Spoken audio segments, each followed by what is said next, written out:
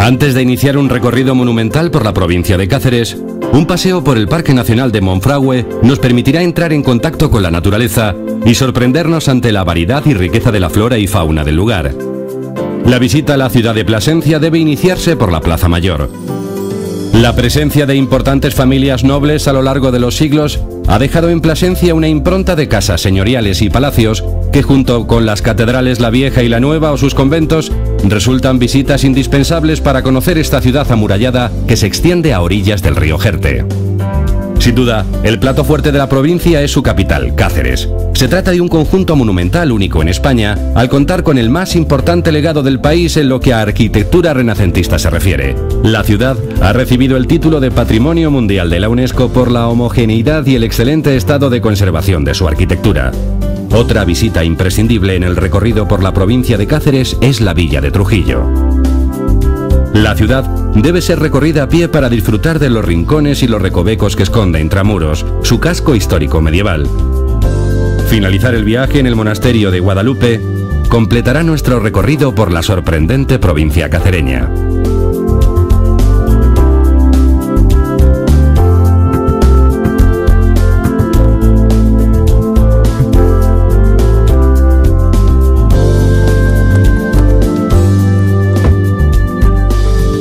Rutas de España viaja en esta ocasión hasta la provincia de Cáceres. Realizamos una ruta y también visitamos la capital.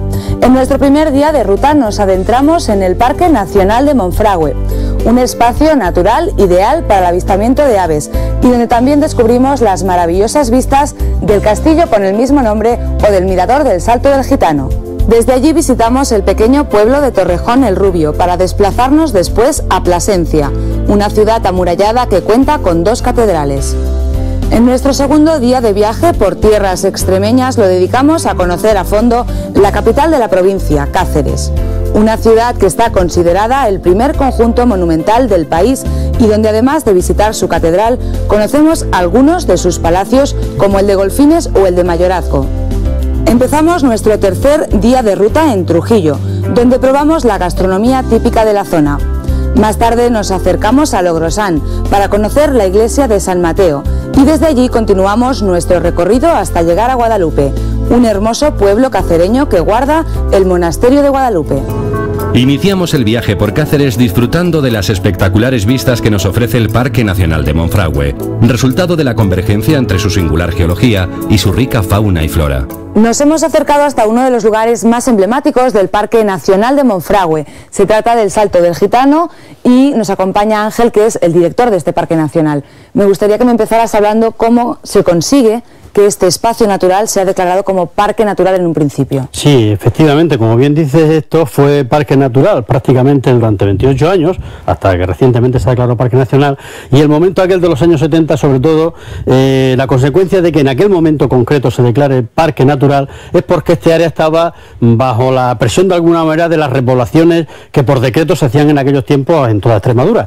Entonces fue una larga lucha, es verdad, en unas circunstancias muy difíciles, pero que culminó precisamente en abril del año 79 con la declaración de parque natural por Real Decreto, que daba lugar precisamente a que el decreto que existía quedara derogado en el sentido sobre todo de repoblaciones y por lo tanto se acabó el miedo que en aquel momento teníamos. Ángel, es precisamente en el 2007, muy recientemente, cuando este espacio natural se convierte en un parque nacional.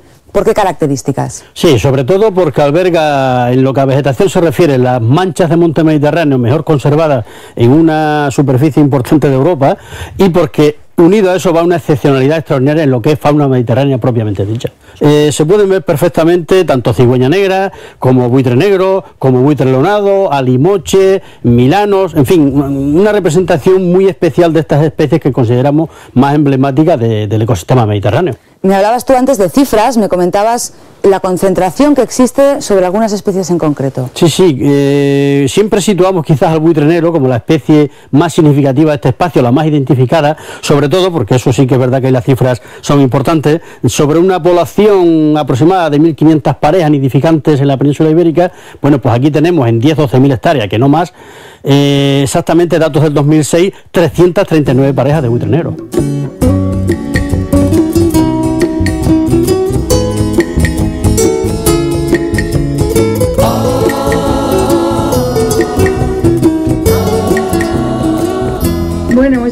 llegado por fin a lo alto, a lo más alto de la ermita y el castillo de Monfragüe, y estamos con Casto, que es jefe de negociado del Parque Nacional de Monfragüe.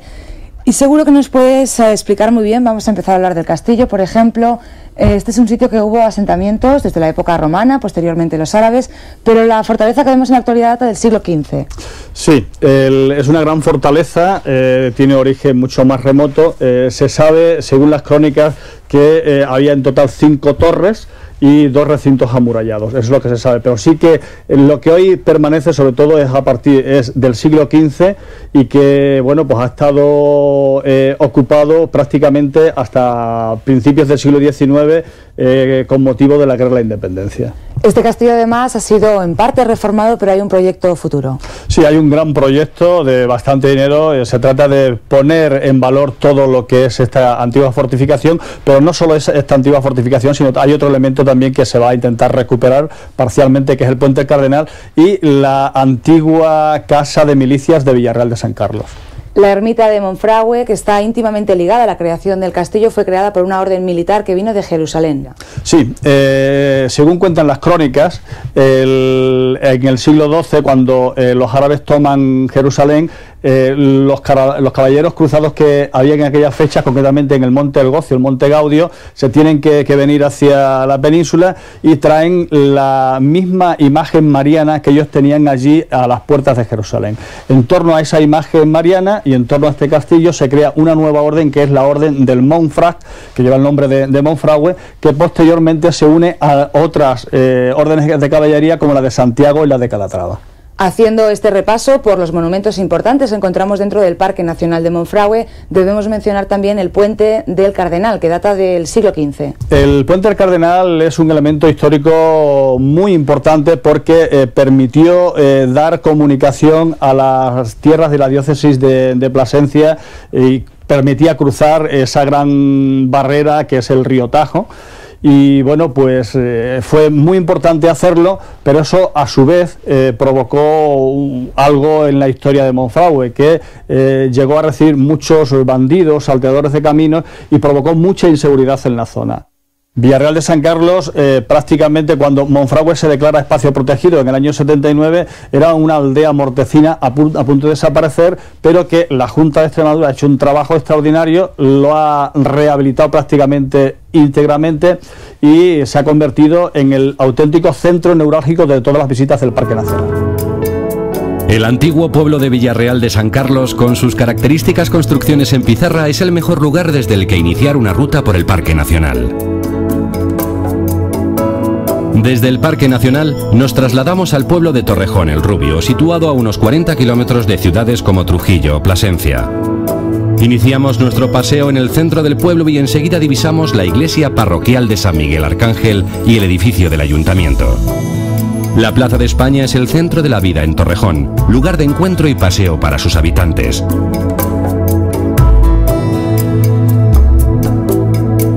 La cercanía de Torrejón el Rubio al Parque Nacional de Monfragüe lo ha convertido en un atractivo destino para aquel viajero que busca el sabor más típico de un pueblo extremeño, con el valor añadido del cercano entorno natural. Los naranjos plantados en jardines, las rejas de las ventanas y las macetas que decoran las calles con casas encaladas representan la esencia más auténtica de esta Extremadura de los pueblos.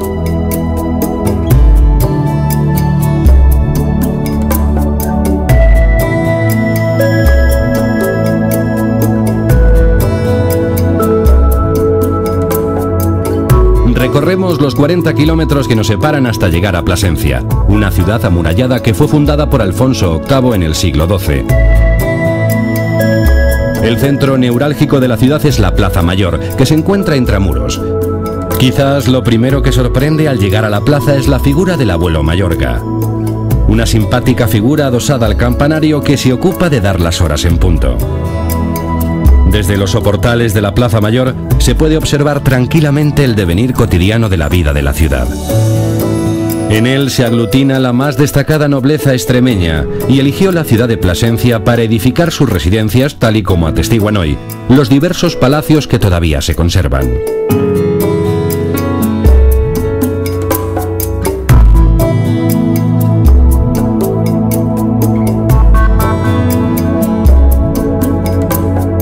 El origen de la ciudad de Plasencia se remonta a la época de la Reconquista, cuando el río Jerte tiene una gran importancia. Ismael, guía de la Oficina de Turismo, seguro que nos puedes explicar muy bien esos inicios. Pues sí, realmente nace así.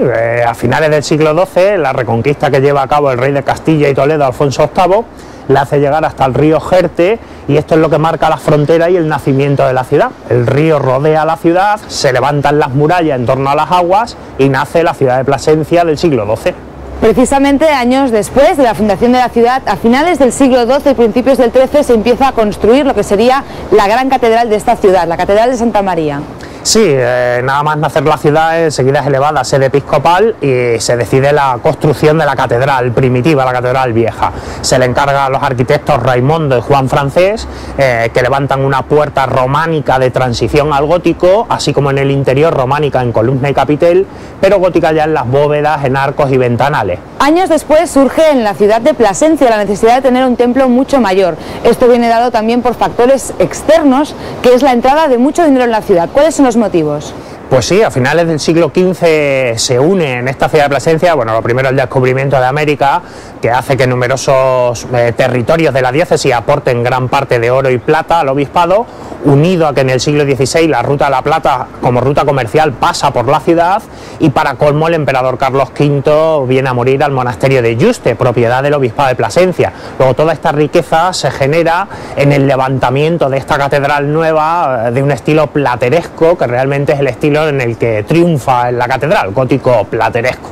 Esta catedral, además, construida con estilo plateresco, queda inacabada y consta de 4 cuerpos principales. Pues sí, en efecto, la verdad que el estilo de la catedral se dilata un poco en el tiempo, así como en sus arquitectos, Enrique de Ega, Gildón Tañón, Diego de Siloé, Covarrubia, van a alternar el estilo en el edificio, pero siendo el que va a primar el gótico plateresco, que además el que se ve en la portada, puerta norte además de la catedral, hecha por Juan de Álava y que nunca se llega a terminar. Por eso están construidos las hornacinas o pedestales de las imágenes, pero no se llegan nunca a terminar las imágenes. Sí llama la atención los vítores que se ven en la fachada y que recuerdan pues la época universitaria de la ciudad, que ya en el siglo XV, XVI y XVII, levantado en el convento de Santo Domingo, que es cuando llegan los primeros estudios de rango universitario a estas tierras de Extremadura. Las murallas, como bien has explicado, forman parte del nacimiento de esta ciudad. ¿Qué características principales tienen? La muralla no es solo un sistema defensivo, sino que también es higiénico y sanitario, ya que la ciudad quedaba atravesada por otro camino que era la ruta de peregrinación, y esto le hacía pues defenderse un poco también de las enfermedades. En cuanto al sistema defensivo puramente, hay que destacar que tenía una doble defensa, una sería la muralla o muro mayor y otra barbacana o un muro menor que quedaba entre los torreones de la ciudad, de esta forma quedaban más defendidos, ¿no? Para acabar la entrevista, Ismael, me gustaría que me comentaras la importancia que el río Jerte ha tenido para Plasencia y su entorno. Bueno, el río Jerte, aparte de marcar su fundación dentro de la propia ciudad, bueno, pues ha supuesto, yo diría que todo su curso, toda la comarca del Valle del Jerte, forma parte de la ciudad, diríamos así, ¿no? Ese cultivo de cerezas que hoy se produce en él repercute directamente en la ciudad y ha sido realmente la comarca más directa de la que ha vivido la ciudad de Plasencia, ¿no? Y queda enmarcada además geográficamente en este valle que marca el río, que es el Valle del Jerte.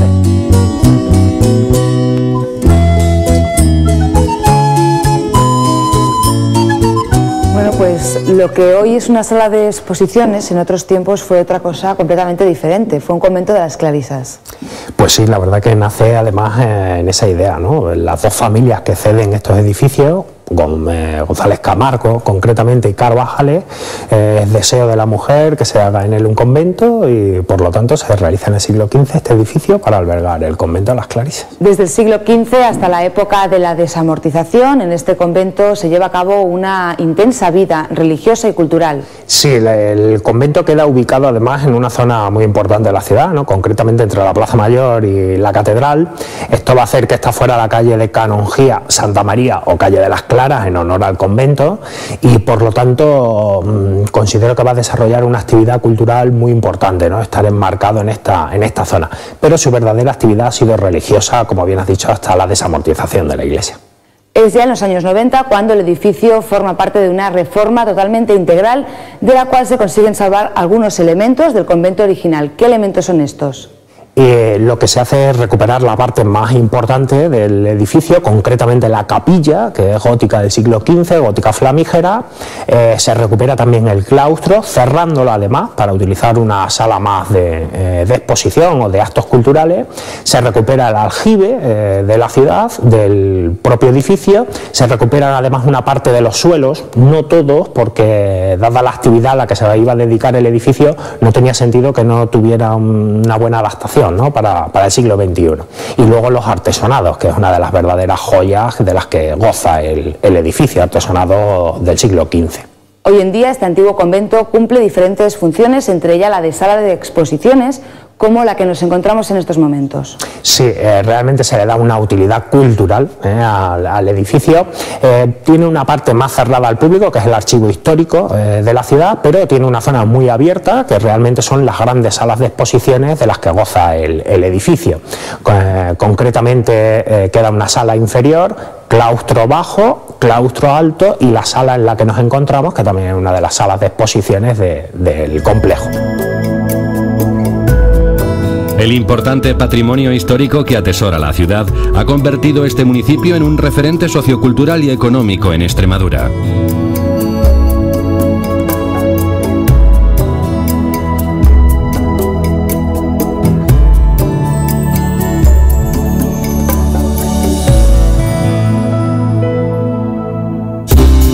Decidimos dedicar nuestra segunda jornada del viaje a recorrer la ciudad de Cáceres y elegimos uno de los establecimientos más céntricos de la ciudad para pasar la noche. En la calle Parras, a apenas unas calles de la catedral, se encuentra el Hotel AH Ágora. Nos alojamos en una de sus casi 50 habitaciones y comprobamos el confort de los espacios y su cuidada decoración, pensada tanto para el turista como para el viajero de negocios.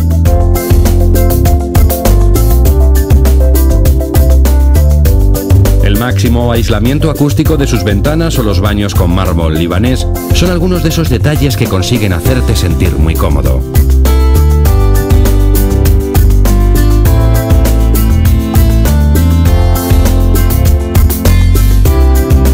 El moderno y funcional edificio del hotel está decorado siguiendo diferentes tendencias en sus espacios. Cuenta con salones climatizados para realizar convenciones o cualquier tipo de evento. Además, el restaurante del hotel cuenta con uno de los mejores chefs cacereños y la oferta se complementa con 2 bares de ambiente exclusivo. El hall del hotel, con sus mullidos sofás, resulta un lugar ideal para consultar nuestra guía para futuros desplazamientos. De momento hoy, el día lo tenemos completo.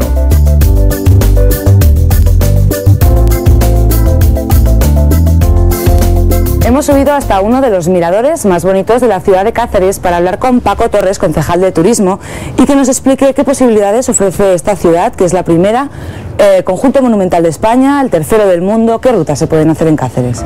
Si nos vamos a fijar solamente en la corona, en la joya de la corona, dentro de la ciudad monumental se pueden dividir en 3 rutas, que es las 3 culturas, que fueron la cultura maometana, con las murallas almohades, la cultura judía, concretamente con el barrio judío, y los palacios e iglesias del siglo XVI, renacentistas, algunos góticos, y que conforman esa tercera ruta.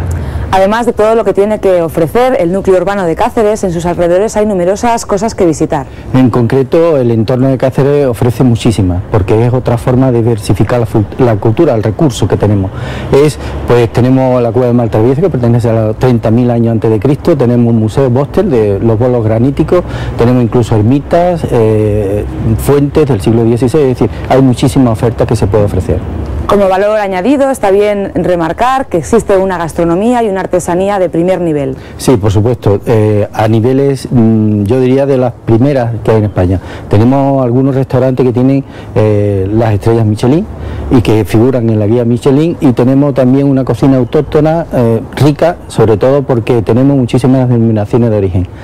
Por supuesto que también la artesanía, y pensamos que son 2 valores añadidos y que aún no están conocidos, están por descubrir. Y para todos aquellos que quieran descubrir esta ciudad, ¿qué posibilidades hay de llegar hasta ella y qué oferta turística hotelera se van a encontrar? La oferta hotelera es también de primera calidad, tenemos una capacidad hotelera muy competitiva, precio-calidad, y tenemos dentro de poco la oportunidad de tener el AVE, en el que las posibilidades de que puedan venir la gente hasta el centro de la ciudad en el AVE, y también se tiene proyectado el aeropuerto, que también será un aeropuerto internacional y que de alguna forma completará estas posibilidades de llegar a Cáceres. Pues Paco Torres, concejal de Turismo, muchísimas gracias por informarnos sobre las posibilidades de esta ciudad. De nada, a vosotros, y espero que sea todo para que tengamos mayor posibilidad de tener más gente, más turistas.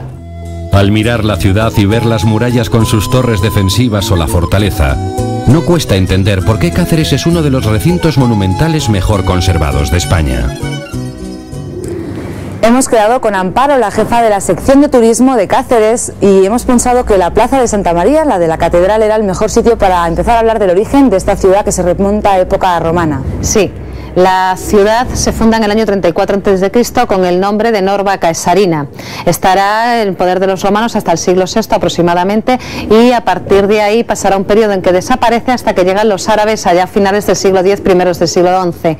Entonces retomará el nombre no ya de Norba Caesarina, sino de Al-Quathris. De aquí, de estos nombres, de Caesarina y de Quathris, es de donde proviene el actual nombre de Cáceres. Los árabes estarán hasta el siglo XIII, en esa época se producirá la reconquista definitiva y empezará a formarse lo que es la ciudad medieval, que es prácticamente todo lo que estamos visitando ahora mismo. El Palacio de los Golfines de Abajo es uno de los más vistosos que existen en Cáceres y además es un compendio de diferentes estilos arquitectónicos. Sí, los Golfines de Abajo es un palacio que demuestra los estilos a través de la historia. Se empezó a construir en el siglo XV, la torre más alta es la más antigua y es de estilo gótico. La fachada principal se reforma en el siglo XVI, de tal manera que es renacentista, y la parte más alta es un añadido del siglo XVII, es una crestería plateresca del siglo XVII. Entonces, en un mismo palacio podemos encontrar tres formas arquitectónicas diferentes, muy curiosas y muy representativas de la ciudad de Cáceres. Si te parece, Amparo, vamos a hablar ahora de otro de los palacios importantes de Cáceres, es el de Mayorazgo, y es el más grande que existe actualmente intramuros. El Palacio de Mayorazgo es un palacio que se levanta en el siglo XV, que es de estilo gótico, tiene algunas reminiscencias más posteriores de la época renacentista del siglo XVI, y efectivamente es el palacio más grande que existe en la zona intramuros, dentro de lo que es la ciudad monumental de Cáceres. Tiene 3.000 metros cuadrados, y una cosa muy curiosa es que en el patio interior se han descubierto recientemente los restos de la ciudad romana. Pues hemos seguido paseando por Cáceres hasta llegar a la plaza de San Jorge, que es la plaza del patrón de la ciudad. Exactamente. Y a nuestra izquierda queda la iglesia de San Francisco Javier, que es una iglesia que la gente conoce popularmente como San Jorge. Sí. La ocuparon la orden de los jesuitas. Sí, bueno, la iglesia se construye por la orden de los jesuitas en el siglo XVIII. Todo lo que es el conjunto, las escaleras que estamos bajando en la iglesia, en el siglo XVIII, y es de estilo barroco. Se construye tanto la iglesia como lo que vemos justo al lado, que es ahora el Palacio de Exposición de San Jorge, pero entonces el convento de los jesuitas, donde ellos vivían. Y una de las características más curiosas y que se ve según la estamos mirando es que está blanca.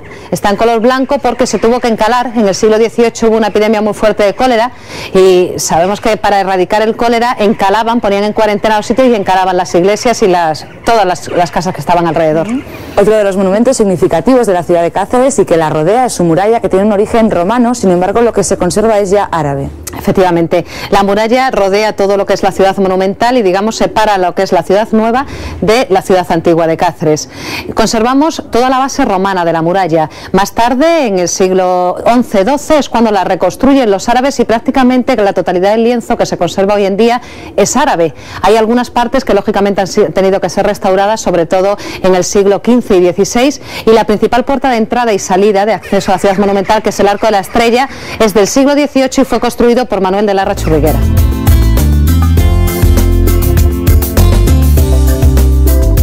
Amparo, pues seguimos con nuestro recorrido turístico monumental por la ciudad de Cáceres. Hemos llegado a la Plaza San Mateo y al Palacio de las Veletas, pero me gustaría empezar hablando del Palacio de las Cigüeñas, que es un palacio del siglo XV. ¿Por qué motivo recibe popularmente este nombre? Pues mira, el Palacio de las Cigüeñas se llama así porque es el único que conserva la torre original con sus almenas auténticas. El resto de los palacios, todas las torres fueron desmochadas, excepto esta que estamos viendo, que es la Torre de las Cigüeñas, porque al ser el lugar más alto de Cáceres, era el lugar preferido por las cigüeñas para hacer los nidos. El palacio es una construcción del siglo siglo XV, que la hace un capitán del ejército de Isabel la Católica.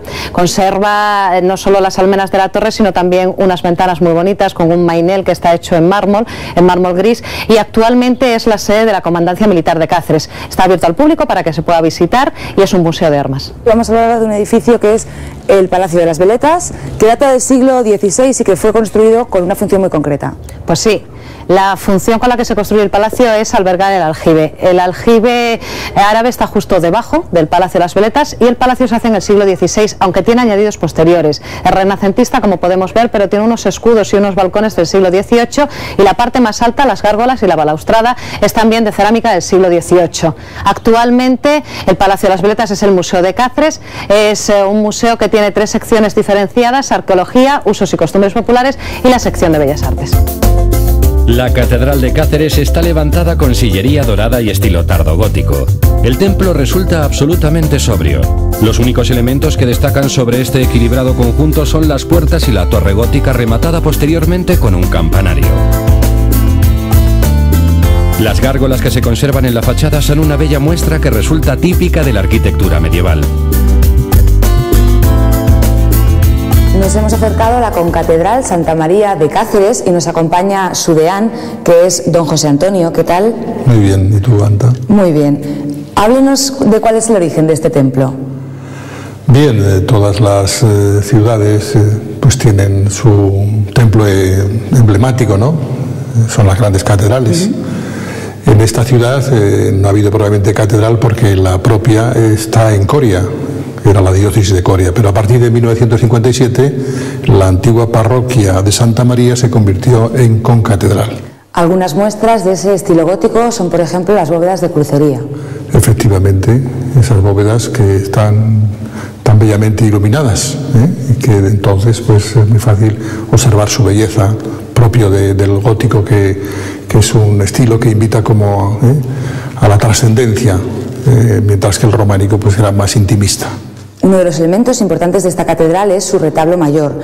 ¿Qué autores fueron los que lo elaboraron y a qué época aproximadamente pertenece? Pues data del siglo XVI, concretamente a partir de 1547, que comenzó a construirse. Es de origen de influencia flamenca y lo construyeron dos flamencos, Guillén Ferrán y Roque Balduque. Pues es su titular, que es la Asunción, y luego está la coronación de la Virgen, y luego en las distintas calles pues hay una serie de motivos de la vida de Cristo, tanto de su infancia como de su vida pública y de su pasión y muerte. También merece la pena destacar los púlpitos de piedra que datan del siglo XV. Las pilas bautismales, que son realmente dos elementos muy llamativos, ¿no? El púlpito, por ejemplo, también, que es en hierro forjado, también del siglo XV. Y el Cristo Negro, que es de finales del XIV-XV, de autor desconocido. Existen otros elementos que son de época posterior, como pueden ser las dos capillas a dos vírgenes que son barrocas. Sí, están los retablos de la Milagrosa y el retablo de la Dolorosa, el mismo retablo que hay en la capilla del Santísimo, que es posterior, pero son también elementos barrocos. Don José Antonio, además me gustaría preguntarle por la sala en la que estamos en estos momentos, que es la sacristía y se utiliza como museo también. Es sacristía, la sacristía mayor, ¿no? Pero a la vez también es una de las salas del museo. Arriba está la sala capitular y entonces, pues bueno, fundamentalmente esta sala es de platería, con alguna parte documental y con algunos elementos pictóricos. Destacan pues dentro de la orfebrería pues cálices, custodias, copones, de distintas épocas, de aquí de la concatedral y otras de algunas iglesias de la ciudad. Pues don José Antonio, muchísimas gracias por abrirnos la puerta de esta bonita catedral. La ciudad conserva casi íntegramente su perímetro amurallado. Nada más cruzar las murallas, la Ermita de la Paz nos da la bienvenida al llegar a la Plaza Mayor. Cáceres, una villa con más de 2000 años de historia que sin embargo no da la espalda al progreso. La ciudad se ha expandido alrededor creando zonas verdes y conservando además su patrimonio con auténtico orgullo.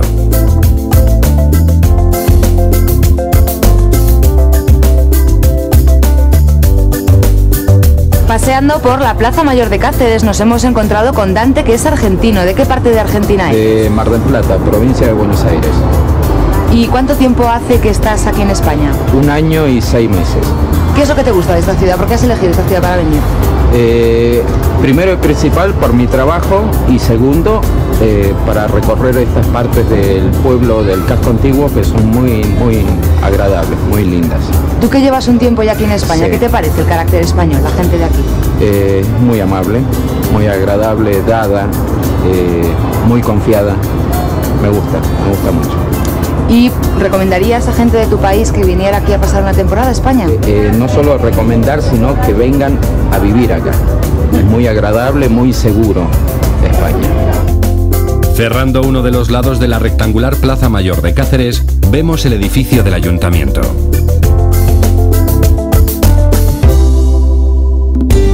En nuestro tercer día de ruta nos levantamos en la histórica ciudad de Trujillo. Elegimos la pequeña posada Dos Orillas en pleno casco histórico para pasar la noche. Instalada en un edificio histórico, este establecimiento de piedra transmite al viajero la sensación de encontrarse en un lugar auténtico. La posada cuenta con tan solo 13 habitaciones, decoradas cada una de ellas de forma diferente, evocando los distintos Trujillos que existen tanto en Europa como en América. De esta forma, existen habitaciones dedicadas a México, a Colombia o a Extremadura, que cuentan con colores y detalles exclusivos. Este antiguo palacete de una familia aristócrata se utilizó también como taller de lino y seda hasta que finalmente el edificio cayó en desuso. La magnífica rehabilitación que se ha llevado a cabo en esta posada ha conseguido mantener la nobleza de sus espacios a la vez que lo ha convertido en una referencia del alojamiento de calidad en la ciudad. Aprovechando que la posada Dos Orillas se encuentra en la parte más alta del casco histórico, iniciamos desde allí nuestro recorrido por esta histórica villa y subimos hasta la Alcazaba. Emplazada en el antiguo camino que conducía a Madrid y sobre el cerro conocido como Cabezo de Zorro, la ciudad de Trujillo cuenta con un destacado conjunto arquitectónico. En nuestra visita por Trujillo no podía faltar una visita al Museo del Queso y el Vino. Nos acompaña Carmen, que es la encargada de este museo precisamente, y nos puede explicar cuál es el origen de este museo, que además está instalado dentro de lo que fue la iglesia de un antiguo convento. Exacto, es la iglesia del antiguo convento de la Merced. Entonces se fundó en el siglo XVI, muy importante históricamente porque lo fundó la hija de Francisco Pizarro. En este convento vivieron los mercedarios hasta 1820, por ahí se fueron y el convento ya pasó a manos privadas. Entonces el ayuntamiento, al ser un edificio importante, lo recuperó, lo restauró y puso en él lo que es el Museo del Queso y el Vino, un poco como para continuar con la Feria del Queso que se celebra aquí en Trujillo todos los años, coincidiendo con el Puente de Mayo. La instalación de este museo va acompañada con piezas de artistas locales y algunos paneles explicativos. Exacto. Sí, está todo decorado por artistas de aquí, hay grandes paneles hechos con papel fallero, arena, son cuadros de mucho trabajo y los paneles explicativos que bueno, ofrecen una idea general de lo que es la historia del queso, la historia del vino, la elaboración, para que la gente se haga una pequeña idea de estos productos. ¿Qué te parece si me pones un par de ejemplos de un par de objetos que a ti te gusten especialmente? Bueno, pues yo veo muy interesante lo que son los exprimijos con su cincho, que era donde se hacían antiguamente los quesos artesanales. Se le liaba el queso al cincho y se ponían a escurrir en los exprimidos para que soltase todo el suero. Y después otro que veo bonito, que me gusta a mí, es la bomba que hay junto al lagar, un lagar hecho tipo los lagares caseros que había, donde se pisaba la uva, caía a un hueco y de ahí, claro, había que sacar el mosto para entrarlo en las barricas y se sacaba con una bomba manual. Y ese objeto pues también les veo de los más bonitos de aquí, son de los que más llaman la atención.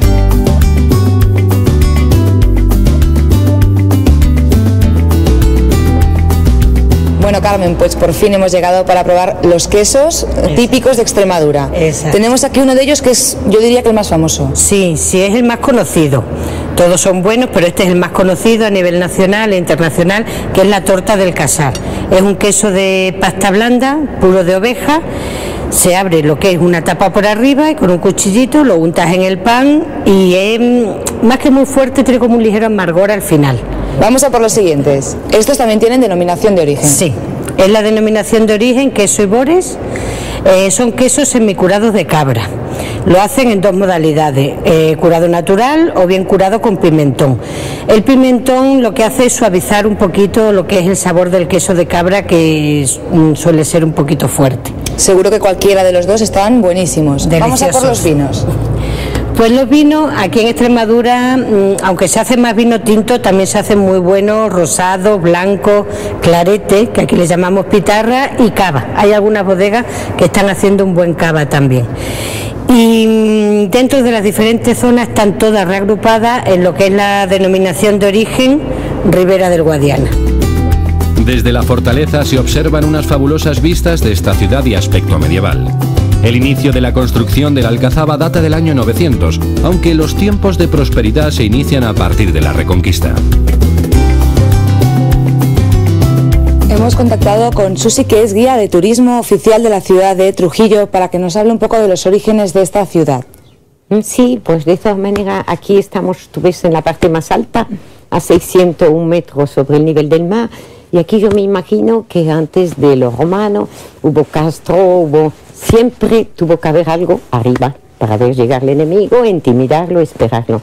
Luego la ciudad se va extendiendo, la muralla, en 1232 es la reconquista definitiva de la ciudad, y luego en el siglo XV estos señores le quedan pequeñito la ciudad fortificada, y cuando bajan y construyen desde la plaza por abajo, y así terminan hasta resbalando la montaña de granito hasta el siglo XVII.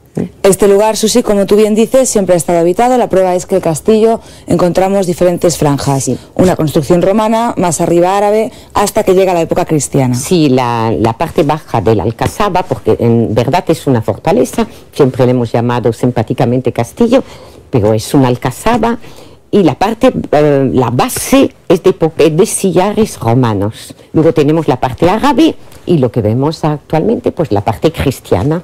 Rodeando toda esta zona antigua encontramos la muralla, con una extensión aproximada de 1,5 kilómetros y elaborada sobre todo con mampostería. Piedras, mampostería y sillares romanos en la base. Hay varias épocas por esa razón, porque la muralla son normalmente, como tú decías, 1,5 kilómetros, 32 torres, y estos señores que participan en la Reconquista, que llegan del norte, como los Pizarro de Asturias, son los que van a construir sus alcazarejos, su casa fuerte, y formando la muralla. De todas las puertas que existieron en su día en la muralla, hoy quedan algunas de ellas. Podemos destacar la de San Andrés o la del Arco del Triunfo, importante por un motivo histórico. Sí, sobre todo el Arco del Triunfo, porque allí en 1232, un 25 de enero, los cristianos están fuera, los árabes dentro, los cristianos rezan, imploran, y en ese momento hay un resplandor en el cielo. Todos deseosos de recibir ayuda divina, reconocen a la Virgen, y por esa razón ganan la victoria. Y la Virgen de la Victoria es actualmente la patrona de la ciudad. El Palacio de Luis de Chaves el Viejo es un palacio básicamente gótico, aunque con toques renacentistas, que también es importante destacar. Es muy importante porque allí es donde se hospedó doña Isabel la Católica, 9 meses de su vida, en 7 visitas distintas, y en 1479, estando allí doña Isabel y don Fernando, recibe Trujillo la noticia de la muerte de Juan II de Aragón. Allí, entre paréntesis, se ratifica el tanto monta tanto Isabel y Fernando, que se firma en Segovia unos años anteriormente. Pues tú sí, ahora que conocemos y hemos hablado ya de la zona alta de la ciudad, ¿qué te parece si vamos extramuros a conocer la Plaza Mayor? Fantástica.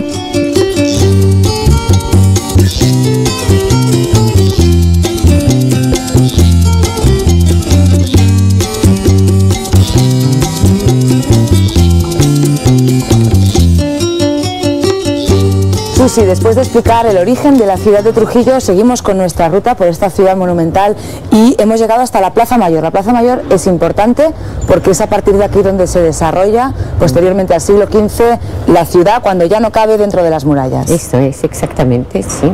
Es que queda pequeñito la ciudad fortificada, esos caballeros, por eso tú ves un palacio, 2 palacios, 3 palacios, 4 palacios, y se desarrolla tomando como punto de encuentro, por supuesto, la iglesia de San Martín. Además de la plaza, como tú muy bien has dicho, la iglesia de San Martín cumple un importante papel a partir del siglo XIV, que es cuando se construye y que se amplía hasta el XVI. Sí, justamente por eso hay una parte, la parte lateral es un gótico isabelino, la bóveda es de crucería gótica, y luego ya la portada aquí es renacentista, y además encima de la portada, no sé si te has fijado, está el escudo de la ciudad de Trujillo. Trujillo tiene el título de ciudad desde 1432. Trujillo es muy noble, muy leal, insigne y heroica ciudad.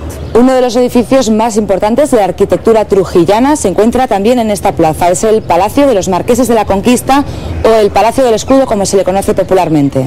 Es el Palacio de la Conquista porque don Francisco Pizarro murió soltero, pero tuvo una hija con una princesa inca, una hermana de Atahualpa y de Huáscar.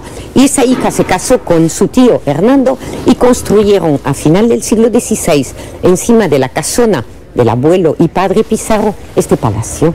El balcón de esquina, el escudo, es verdaderamente la historia de la conquista en piedra. También, hablando de los elementos que conforman esta plaza mayor, encontramos la estatua Pizarro, una estatua que fue elaborada por un escultor norteamericano y que además es igual a una que existe en Lima, en Perú. Exactamente la misma, fueron fundidas las dos en París, y el escultor norteamericano Carlos Rumsey la regaló a la ciudad de Trujillo y la ciudad de Lima en 1929.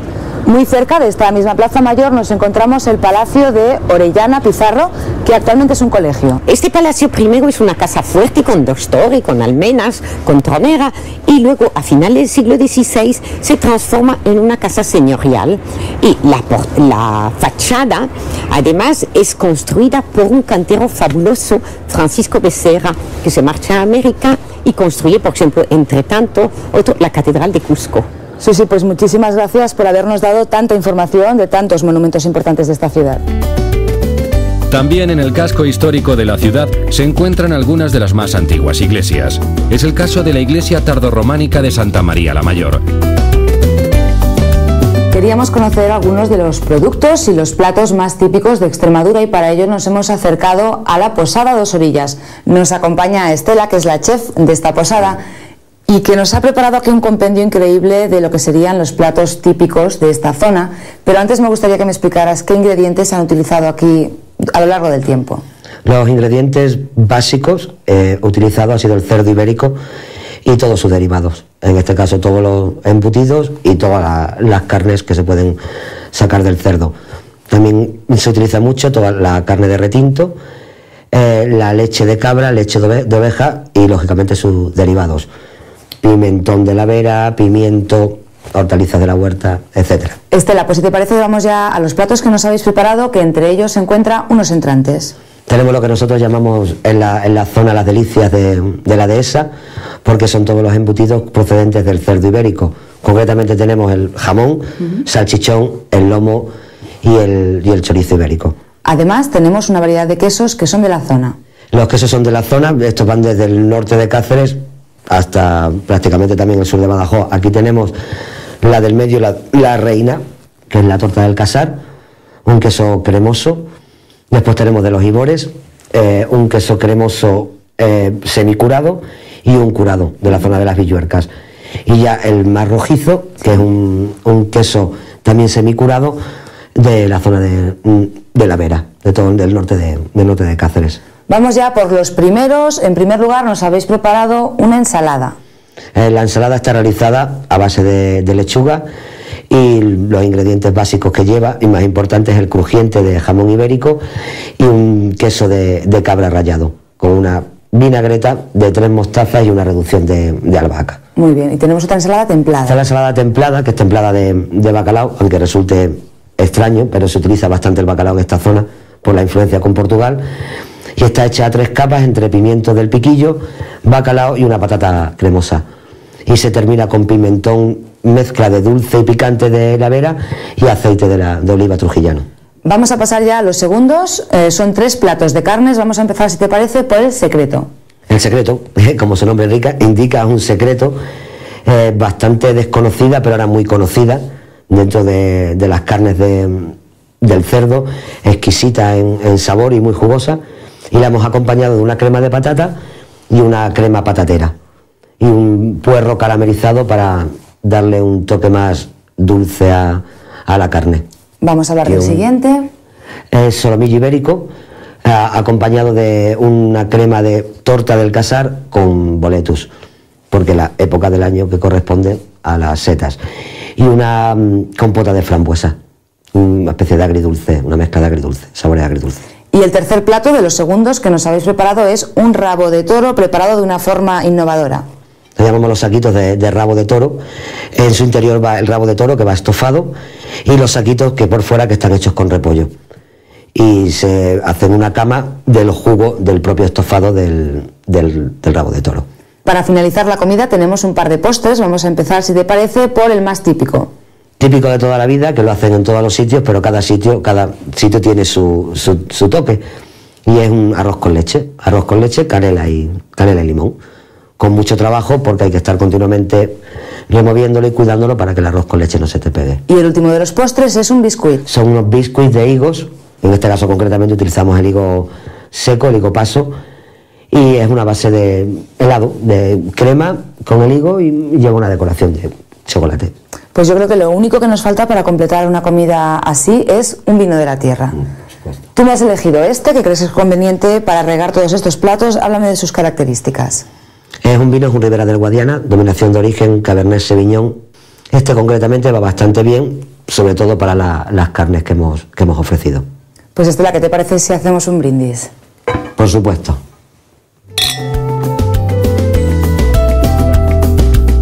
Dejamos atrás el interesante pueblo de Trujillo para dirigirnos a conocer algún otro municipio de la zona.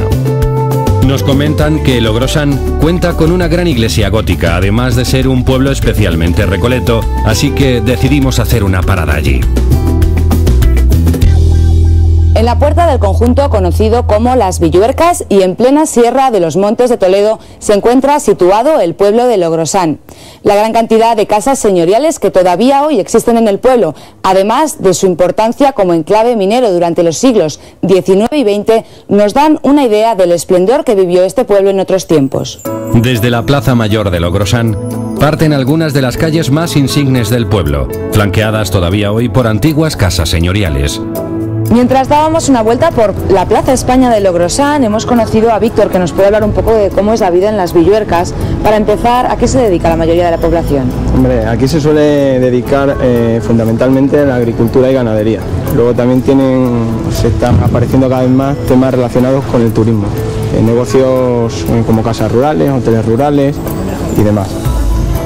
¿Hay mucha gente joven que nazca aquí en esta zona, que tenga trabajo? ¿Cómo se busca la vida? Eso del trabajo está un poco más complicado para la gente joven. Fundamentalmente suelen salir fuera a los núcleos de poblaciones grandes, Cáceres, Madrid, Badajoz, Mérida, a buscarse un empleo, porque la verdad es que nuestro medio pues no ofrece mucho. Luego también el que es un poquito más arriesgado monta su propio negocio, bien subvencionándose con ayudas de la Unión Europea o sobre todo negocios de tema de turismo rural y demás. ¿Y cómo andáis de carreteras, de transportes públicos, de trenes? Trenes no hay porque las vías se hicieron antaño, pero se dejaron en desuso. Se están ahora aprovechando con una iniciativa de las vías verdes, que se están aprovechando para rutas para transitar con bicicleta, senderismo y demás. Y luego autobuses, pues sí, hay algunas líneas de transporte regular, Cáceres, los municipios de aquí, de la zona, luego de Miajadas, Madrid, otra, y luego por la zona de los Ibores, pues sí que hay conexiones con Almoral de la Mata. Perfecto, pues Víctor, muchísimas gracias por ilustrarnos un poquito sobre cómo es la vida por esta zona. Gracias a vosotros. Parte de la historia de este pueblo se descubre en los muros y los escudos de sus casas con más solera. Unos tiempos en los que los hombres se dividían entre terratenientes y jornaleros. Hoy el pueblo de Logrosán vive principalmente del sector primario, con la agricultura extensiva, o bien del terciario, con la administración y el comercio.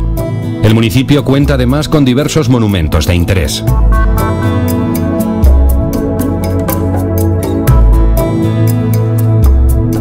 El monumento más importante de Logrosán es la iglesia parroquial de San Mateo, un templo gótico del siglo XVI que está considerado como una joya de la arquitectura rural religiosa. Su mayor característica es su enorme tamaño, por lo que se la considera casi un templo catedralicio. Uno de los atractivos de esta población es precisamente esta majestuosa iglesia. Sorprende encontrar en un municipio tan pequeño un templo de la magnitud de la iglesia de San Mateo. La capilla mayor del templo parece imitar la de otras catedrales como la de Plasencia o la de Coria.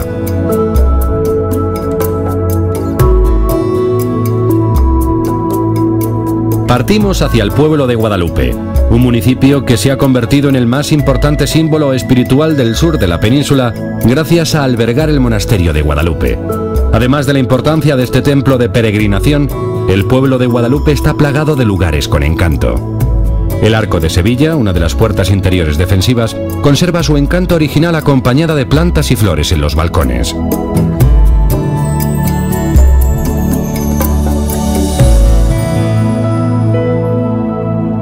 El monasterio de Guadalupe es uno de los monumentos religiosos más importantes de toda Extremadura.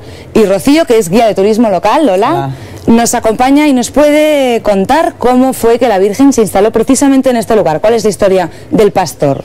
Bueno, pues a finales del siglo XIII, un pastor cacereño llamado Gil Cordero vino con sus vacas a pastorear por la zona del Valle de Guadalupe y una vaca suya murió y cuando iba a desollarla, pues le apareció la Virgen y le dijo que fuera a hablar con los frailes de Jerónimos de Cáceres y que fueran a excavar allí justamente donde estaba la vaca, que allí encontrarían una imagen suya. La vaca resucitó y el pastor fue a Cáceres, vinieron los monjes, excavaron y encontraron una imagen de la Virgen. Rocío, ¿qué características arquitectónicas tiene este templo? Bueno, pues la característica más importante que podemos ver es un templo, es gótico mudéjar. Si hay una característica que tenemos que apreciar bien son los colores y las formas geométricas que tiene la fachada. Ello porque en la construcción del monasterio trabajaron muchos judíos. Podemos ver dos puertas que son de bronce, cuentan pasajes de la historia de la Virgen. Como vemos bien, los arcos son ojivales. Una característica también importante del monasterio es que podemos dividirlo en dos partes, una parte que es fortaleza y otra parte que es santuario, ¿no? Tras la desamortización con Mendizábal, el convento se queda en ruinas y es la orden de los franciscanos la que lo recupera. Pues a principios del siglo XX los franciscanos se hicieron cargo del monasterio y con ello empezó toda la reconstrucción del templo, que había quedado totalmente en desuso y había sido expoliado y saqueado durante la desamortización de Mendizábal. Rocío, otra parte importante de este monasterio es la iglesia de la Santísima Trinidad, que hoy en día se utiliza con una función muy diferente. Bien, la iglesia de la Santísima Trinidad fue construida por Manuel Lara de Churriguera a petición del conde de Veragua, que era un descendiente de Cristóbal Colón. Se hizo en el siglo XVIII y se utilizaba como iglesia de apoyo a la que actualmente se está utilizando, que es esta, y aquello se utiliza ahora de auditorio y para actividades y congresos que hacen los monjes. Rocío, ya para acabar y cerrar la entrevista, como curiosidad simplemente mencionar que la pila bautismal que está en el centro de la plaza de Guadalupe proviene también del monasterio y se bautizaron los dos primeros indios que vinieron de América traídos por Cristóbal Colón. Muchísimas gracias por tu explicación. A vosotros, encantada. Tras conocer la extraordinaria historia de la Virgen de Guadalupe, partimos desde la Plaza de Santa María para adentrarnos en las callejuelas de su casco antiguo. Mientras paseamos nos encontramos con el edificio del Hospital Nuevo de Mujeres, construido por Juan de Zamora en el siglo XV para intentar evitar los abusos que los mesoneros cometían contra los peregrinos. Con el espíritu de tranquilidad y sosiego que se respira en cada rincón de Guadalupe, nos despedimos hasta el próximo viaje.